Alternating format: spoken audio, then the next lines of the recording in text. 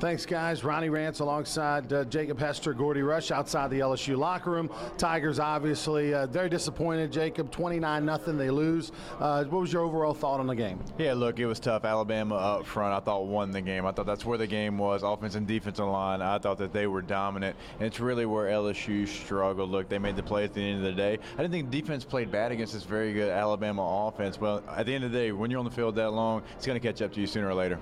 Gordy, the offense obviously struggled mightily today, got shut out in this ball game, had a chance. The closest thing was a field goal miss at the end. What did Alabama do to try to shut down this offense? That's the thing. Alabama, I don't think, showed a whole lot. They simply rushed four people.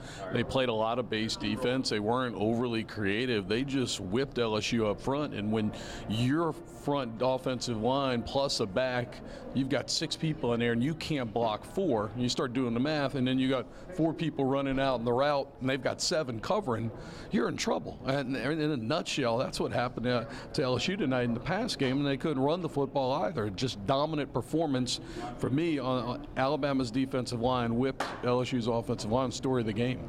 There was so much made about this Alabama team not having played anybody to this point into the season. They come into one of the toughest places in the country to play. What was your takeaway of this team? What did you learn about this Alabama team? Look, I think they showed that they're the top team in the country. I mean, this is their first test, and they passed this test. They go out there and you win by 4 touchdowns. It's still a really good football team in LSU, a really good defensive team. Stuttered on offense today, but I think Alabama proved that they are the real deal today. This is their first test, like I mentioned, and Tua Tagovailoa, that offense scored points, the defense was dominant, and they're the number one team in the country for a reason. Now comes the tough part for LSU, Gordy. They still have everything in front of them, right? I mean, you got 3 more games. You can go 10-2, maybe play in a Sugar Bowl. How do you come back from this? Yeah, I think that's the storyline this week. Is 2 years ago, it was a 10-0 game. LSU competed with Alabama. Last year, it was 24-10 in Tuscaloosa, but still a much more competitive game. Obviously, this was not a competitive game. You're going to play Arkansas. They're terrible this year, right? They've had 30 to 40,000 per game. It's going to be 29 degrees. And you've got to turn around and get your team ready to play Arkansas, who, oh, by the way, was open this week. So you just got finished playing in a very physical game. So Ed Orgeron's done a good job the last 2 weeks, last 2 years getting ready for this game. Arkansas always follows Alabama. This may be his toughest task.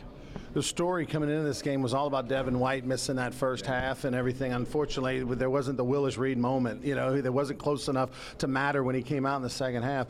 Did Alabama take advantage of him being out?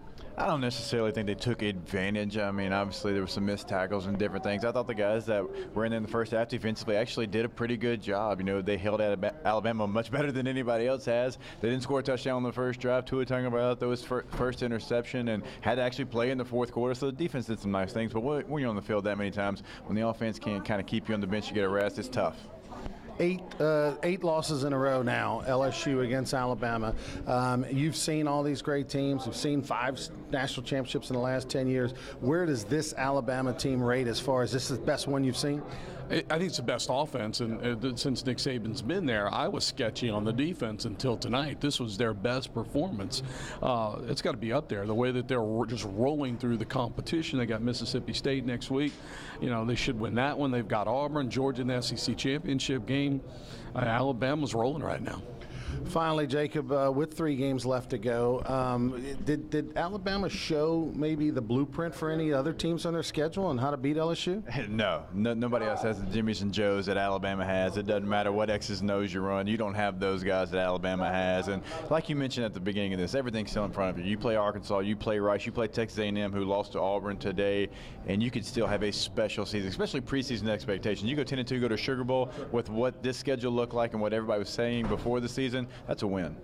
10-2, does that get them a Sugar Bowl? Oh, no question. 10-2 with this schedule is going to put, LSU Sugar Bowl, Peach Bowl, Fiesta Bowl, one of those bowl games, no question.